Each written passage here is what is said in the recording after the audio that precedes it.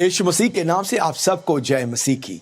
20वीं शताब्दी के आरंभ में भारत के स्टेट पंजाब में एक बहुत बड़ी जागृति प्रकट हुई। ऐसी बड़ी जागृति जिसमें हजारों की संख्या में लोग मन फिराए और परमेश्वर के राज्य में प्रवेश होने में पवित्र आत्मा की बहुत बड़ी बदारी प्रकट हुई। A mighty revival happened in the early 20th century in the Indian state of Punjab, which caused thousands of people to turn to Christ and come into the kingdom of God. इस बड़ी बदारी के लिए परमेश्वर ने America से आए हुए missionary John hide को काम में लाया। जॉन हाइड, जिसे प्रार्थना के प्रेरित कहते हैं, the praying hide, the apostle of prayer कहते हैं, ये परमेश्वर के दास को परमेश्वर ने इस बड़े काम के लिए उपयोग किया। The man whom God used for this great move of God was John Hyde, the missionary who came from America, also called as the apostle of prayer. Praying Hyde, the man of deep prayer, intercession and travailing prayer.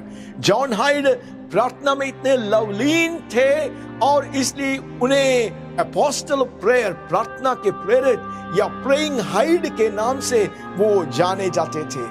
Hallelujah. और John hide के पिता Illinois America के एक Presbyterian church के pastor थे और वो भी परमेश्वर से बहुत करीब चलने वाले प्रार्थना के एक पुरुष थे। और उनके हृदय में एक बहुत बड़ा बोझ था कि राज्यों में लोग प्रभु को जाने और निरंतर वो अपने प्रार्थना में प्रार्थना करते थे, प्रभु एक बहुत बड़ी कठिनाई के लिए प्रभु लोगों को, मजदूरों को आप भेजिएगा। ऐसे करके जॉन हाइड के पिताजी जो स्मिथ हैरिस हाइड थे वो प्रार्थना करते थे।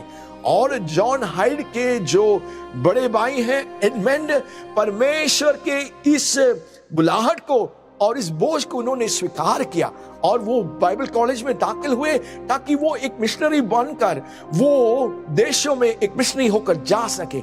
लेकिन बाइबल कॉलेज में पढ़ने के बीच में वो एक बीमारी से जकड़े गए और वो गुजर गए। और ये जॉन हाइड के जीवन में एक बहुत बड़ा दुख का कारण हुआ और जॉन हाइड परमेश्वर की उपस्थिति में गए और वो प्रार्थना करने लगे और प्रार्थना करते परमेश्वर से बोले, परमेश्वर एडमंड जो मेरा भैया है उनके ऊपर जो बुलाहट था, जो कॉलिंग था, जो बोझ था, परमेश्वर मैं अपने आप को उसके लिए समर्पित करना चाहता हूँ और जहां कहीं भी आप मुझे भेजना चाहते हो मैं वहां जाने के लिए, उस देश में जाने के लिए मैं अपने आप को पूर्ण तरह से समर्पित करता हूं। John Hyde began to pray and ask God, the call of God that was on Edmund to go as a missionary to the nations to preach the gospel. God, here I surrender myself to fulfill that call and I surrender and submit wherever you want to send me, oh God. I am willing to go. Whichever nation you want to send me, whichever people you want to send me, God, here I am. Send me, oh God. उस प्रकार से John hide ने अपने आप को पूरी तरह से परमेश्वर के हाथों में समर्पित किया और 27 साल की उम्र में वो अमेरिका से भारत आने के लिए पवित्र आत्मा ने अगुवाई किया और उन्हें भारत का दर्शन दिया। उनके 27वें उम्र में वो अमेरिका से भारत पहुंचे और 1892 को वो पंजाब पहुंचे। और उनको थोड़ा सुनने का प्रॉब्लम था, वो पार्शली डेफ थे, जिसके कारण लैंग्वेज सीखना, पंजाबी, उर्दू, हिंदी ये भाषाओं को सीखकर वहां के लोकल जो पंजाबी लोग थे उनसे बात करने, सुसमाचार सुनाने के लिए उन्हें लैंग्वेज सीखने का जरूरत था और कुछ साल उसी में बीत गए। और क्योंकि वो थोड़ा सा बहरे थे इसलिए वो जल्दी से लोगों से कनेक्ट करने में भी उनको तकलीफ था। उनमें बहुत खासियत वाली, एक्स्ट्रा ऑर्डिनरी, आउटस्टैंडिंग तरीके से उनके जीवन में कोई भी टैलेंट नहीं था कि बहुत अच्छे से प्रचार करें या ऐसे कोई गिफ्ट भी नहीं था, बस एक साधारण मनुष्य। लेकिन वो परमेश्वर को बहुत प्रेम करने वाले थे और ये भाषा हिंदी और पंजाबी सब सीखने के बाद वो लोगों को सुसमाचार सुनाने और परमेश्वर के काम में लगे रहे और सालों सालों इस काम में वो लगे रहे। कम से कम 5 साल तक वो बराबर मेहनत करते हुए सुसमाचार सुनाने के लिए गांवों और शहरों में जाके, पंजाब के अनेक जगहों में जाकर वो सुसमाचार सुनाने की कोशिश में लगे थे। लेकिन इतना कुछ करने के बावजूद भी वो आत्माओं को जीत नहीं पाए, लोगों को परमेश्वर में लाने में वो नाकाबिल रहे, निष्फल रहे, और वो उनके हृदय में बहुत बड़ा बोझ था। और बहुत से और मिशनरी लोग थे जो अमेरिका, यूके और बहुत जगहों से आए, और बहुत से भारत के जो परमेश्वर के दास लोग भी थे, वो भी पंजाब में और वो जो प्रांत हैं आसपास के प्रांतों में, स्टेटों में भी काम करते थे। लेकिन एक तरह से एक बहुत बड़ी सुनापन थे, जिसके कारण लोग परमेश्वर को ग्रहण नहीं कर पा रहे थे। एक बहुत बड़ा स्पिरिचुअल बैरननेस की अवस्था, और लोगों का हृदय कठिन था। सुसमाचार तो सुनते, लेकिन वो प्रभु यीशु को स्वीकार नहीं करते, ऐसी वाली अवस्था। और इसके बीच में परमेश्वर की आत्मा ने जॉन हाइड को प्रार्थना और उपवास के उस मार्ग में अगुवाई की, और जॉन हाइड वो प्रार्थना और उपवास में लवलीन होने लगे। घंटों घंटों तक वो अपने घुटनों में बैठ के प्रार्थना करने में, पवित्र आत्मा के प्रार्थना और विनती सिखाने वाली उस अभियाचना की उस आत्मा के अधीन होकर वो प्रार्थना करने लगे। और घंटों घंटों दिन और रात वो प्रार्थना में लवलीन हो गए, और आत्मा के बोझ से बढ़ते हुए वो आंसू वो गिड़गिड़ाते हुए और वो रोते हुए, परमेश्वर मुझे आत्माओं को दो, पंजाब में एक बहुत बड़ी जागृति हो। उस प्रकार से प्रार्थना और मध्यस्थता के उस प्रार्थना की गहराइयों में परमेश्वर उन्हें ले गए। There were times when the Holy Spirit of God would take him into the depths of prayer and intercession, and countless hours that he would be on his knees and prostrating and lying flat on the floor before God, crying and interceding for souls. God, let there be a mighty awakening in Punjab. God, give me souls in Punjab. Let the spiritual state of the spiritual barrenness of Punjab change, oh God. वो प्रार्थना में लवलीन थे, और मध्यस्थता और आत्मा के उस पीड़ा, उस प्रसव पीड़ा से पकड़े हुए उस ट्रवेलिंग स्पिरिट के अधीन में आकर वो रात दिन परमेश्वर के उपस्थिति में रोने और प्रार्थना में वो लवलीन हो गए। हालेलुया। एक बहुत बड़े बोझ से वो पकड़े गए। Hallelujah. John Hyde came under a tremendous burden of the Lord, a tremendous burden for souls, a tremendous burden of prayer, that he would spend times in prayer, intercession, and travail in the Spirit, and he would be in anguish and agony for souls, crying to God and interceding. God, let there be a great harvest in Punjab and in the land of India. Hallelujah. और परमेश्वर ने अगुवाई किए, और उन्होंने Punjab prayer union का एक fellowship, एक छोटा सा फेलोशिप शुरू किया। और ऐसे लोग जो पंजाब की जागृति के लिए प्रार्थना करें, जो एक मन एक चित्त होकर प्रार्थना और मध्यस्थता में एक साथ आए। और इस प्रकार से बहुत से परमेश्वर के दास लोग वो इकट्ठे हुए, और वो लगातार प्रार्थना और मध्यस्थता और आत्मा के इस बोझ से बढ़कर, आत्मा की उस प्रसव पीड़ा को पाकर वो परमेश्वर की उपस्थिति में, वो पंजाब की जागृति के लिए निरंतर प्रार्थना करने में वो समर्पित हो गए। हालेलुया। और 1904 को परमेश्वर की आत्मा ने सियालकोट, जो अभी पाकिस्तान में है, परमेश्वर ने अगुवाई की कि वहां पर एक कन्वेंशन की योजना करें, और लोगों को, जो परमेश्वर के दास दासी जो पंजाब और चारों ओर काम कर रहे थे, उन्हें उस कन्वेंशन में बुलाएं। और परमेश्वर के दास उस प्रकार से उस कन्वेंशन की योजना की। और कन्वेंशन के शुरू होने से पहले परमेश्वर के कुछ 3 दास लोग, जॉन हाइड, मकेन पैटरसन और जॉर्ज टर्नर नाम के परमेश्वर के दास लोग, वो 30 दिन तक लगातार दिन और रात प्रार्थना, उपवास और मध्यस्थता में परमेश्वर एक कन्वेंशन में, जो भी परमेश्वर के दास दासी और जन आएंगे, परमेश्वर अपने विधारी को हमारे बीच में प्रकट कीजिए, अपनी उपस्थिति को हमारे बीच में प्रकट कीजिए, हमें अपनी आत्मा के भरपूरी से भर दीजिए। इस प्रकार वो निरंतर ये 30 दिन तक बने रहे। और 1904 के सियालकोट कन्वेंशन में जब लोग यहाँ वहां से आए, और बहुत बड़ी परमेश्वर की उपस्थिति उस मीटिंग में प्रकट हुई। परमेश्वर की आत्मा भारी रूप से लोगों के बीच में काम करने लगी। बहुत बड़ा मन फिरा, बहुत बड़ा अनल था। A great repentance. People began to confess their sins. There was crying and wailing, and a deep repentance came upon the people. There was deep conviction of sin, and people were confessing their sins. People were lying prostrate on the floors, and they were repenting. And there was a deep work of God that happened in the life. एक बहुत बड़ा मन फिरा। लोग चिल्ला चिल्ला कर रोने लगे, अनुताप करने लगे, अपने पापों से पश्चाताप करके वो मन फिराने लगे। बहुत बड़ी परमेश्वर की आत्मा का काम, मानो कि स्वर्ग खुल गया और परमेश्वर की आत्मा उनके बीच में उंडेला गया। हालेलुया।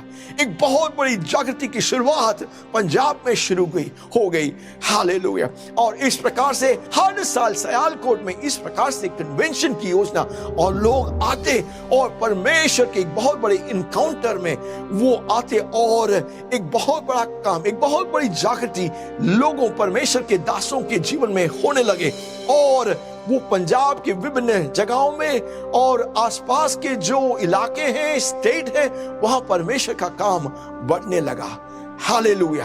1908 में परमेश्वर की आत्मा ने प्रेइंग हाइड को, जॉन हाइड को एक बोझ दिए और वो प्रार्थना किए। प्रार्थना में परमेश्वर से एक वाचा बनाए, परमेश्वर मुझे हर दिन एक आत्मा दीजिए।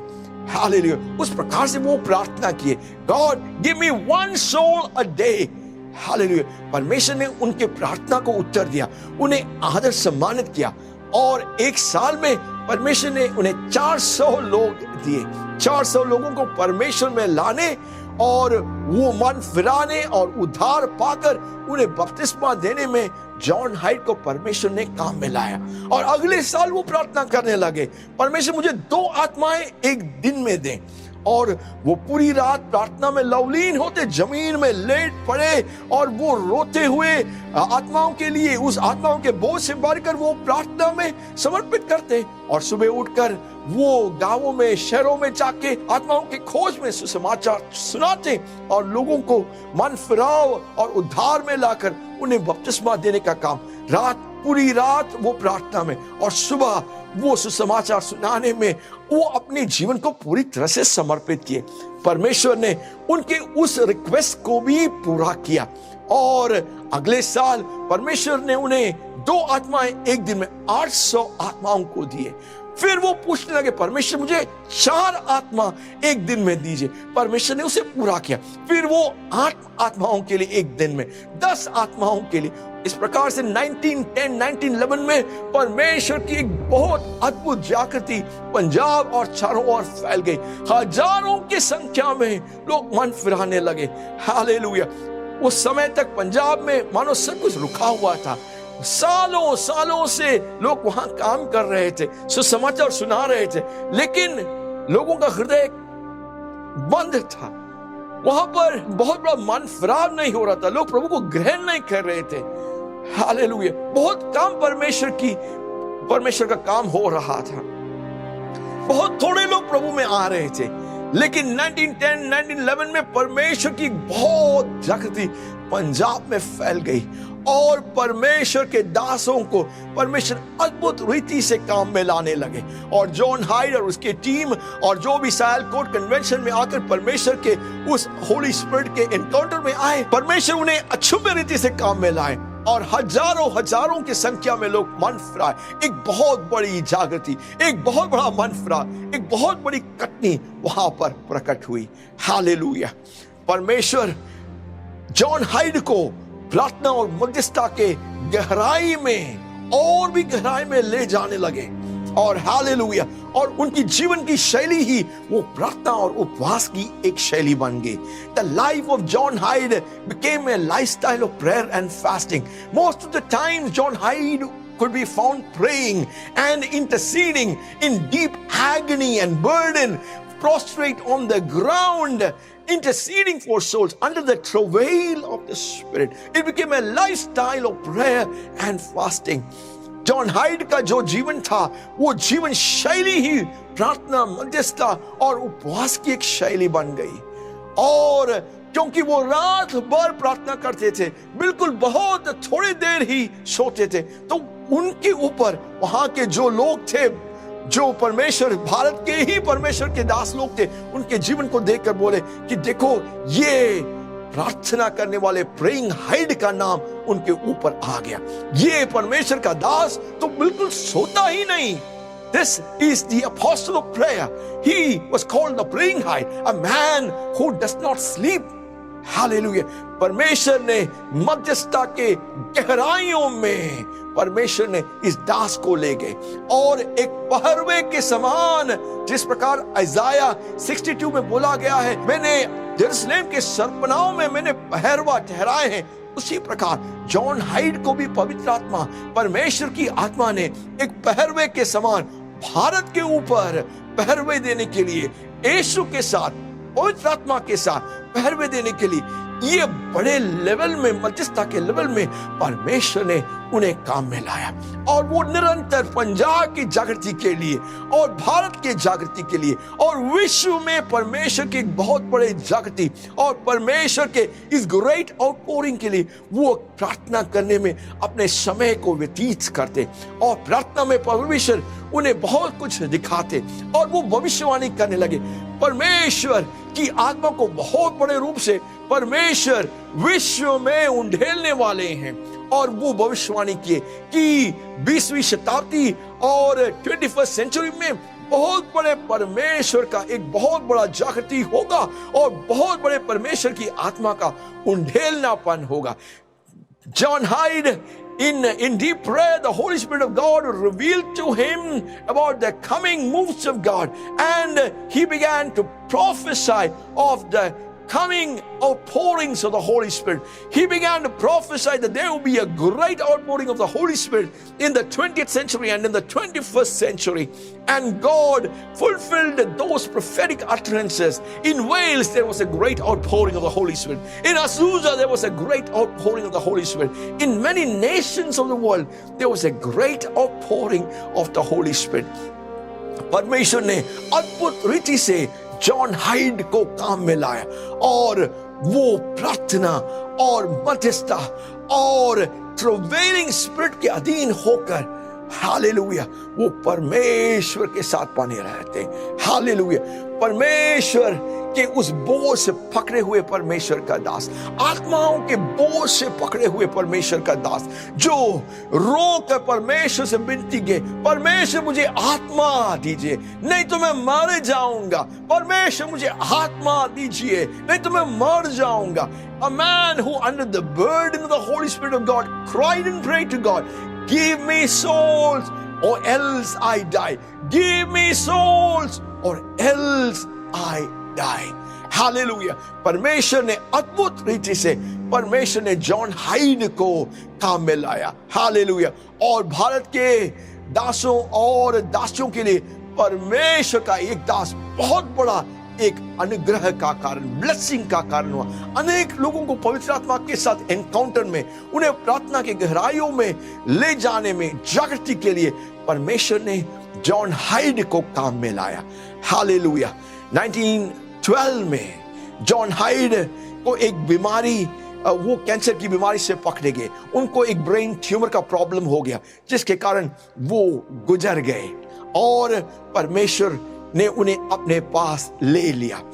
और मरने से पहले उन्होंने उनका जो आखिरी शब्द था, hallelujah, in 1912 at the age of 46 years, John Hyde died. He was promoted to glory. He had a malignant brain tumor, and before his death, this was his last words, and he said, shout victory to Jesus. उनके अंतिम शब्द ये थे, मृत्यु से पहले, परमेश्वर में उठाए जाने से पहले उनका जो आखिरी शब्द था वो था, बोलो यीशु मसीह की जय। वो हिंदी में उसे बोल दिए, बोलो यीशु मसीह की जय, शाउट विक्ट्री टू जीसस।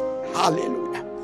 और पंजाब के कलीसियाओं में जॉन हाइड का जो आखिरी शब्द था, बोलो यीशु मसीह की जय, वो उनका एक बहुत बड़ा डिक्लेरेशन बन गया है। पंजाब और चारों ओर जहां कहीं भी हम जाएं तो वहां पर हर कलीसिया में, हर जागृत कलीसिया में हम इस शब्द को दोहराते हुए हम सुन सकते हैं, बोलो यीशु मसीह की जय। ये बहुत जैसे युद्ध की घोषणा करते हैं। This is a war cry of the churches in Punjab. बोलो यीशु मसीह की जय। Shout victory to Jesus. Hallelujah. परमेश्वर ने अद्भुत रीति से जॉन हाइड को काम में लाया। हालेलुया। प्रियो, हम अंत के अंतिम दिनों में आ पहुंचे हैं। परमेश्वर का दूसरा आगमन बहुत निकट हो गया है। एक बहुत बड़ी जागृति भारत में और विश्व में प्रकट होने वाली है और परमेश्वर अपने दासों दासियों अपनी कलीसिया को तैयार कर रहे हैं। हालेलुया। इसलिए हम भी जागें और जिस प्रकार जॉन हाइड के साथ जो परमेश्वर के दास थे, वो प्रार्थना, विनती और आत्मा के बोझ और पीड़ा से भरकर वो अपने आप को समर्पित किए। आज जो हमारे मैसेज को सुन रहे हैं, आप अपने आप को समर्पित करेंगे और पवित्र आत्मा के अधीन होकर अपने आप को पवित्र आत्मा के हाथ में दे देंगे, तो उस प्रार्थना और याचना और प्रार्थना विनती सिखाने वाली आत्मा और आत्मा के प्रसव पीड़ा से भरकर आत्मा के बोझ से प्रार्थना करने वाले उस आत्मा से परमेश्वर आपको भर देंगे, ताकि आप भारत की जागृति के लिए, इस आने वाली बड़ी जागृति के लिए आप तैयार हो जाएं और परमेश्वर आपको भी काम में लाएं। Hallelujah. We've come to the last days and a great revival is coming. It's almost time for this revival to come. And therefore, may we surrender our lives and just like John Hyde, may we come under the burden of souls, the burden of prayer and intercession and the travailing in the spirit, that we can see the greatest of all revivals birthed in our generation. Will you pay the cost? Will you surrender your life? क्या आप वो दाम चुकाएंगे? क्या आप अपने आप को समर्पित करेंगे? क्या पवित्र आत्मा के हाथों में आप अपने आप को दे देंगे, ताकि परमेश्वर की आत्मा जो प्रार्थना और विनती, याचना और ट्रोवेल आत्मा के बोझ को देने वाले आत्मा से परमेश्वर आपको भर दे, ताकि उस आत्मा से आप पकड़े जाएं और परमेश्वर आपको इस आने वाली बड़ी जागृति के लिए काम में ला सके। हालेलुया। परमेश्वर आपको ब्लेस करे।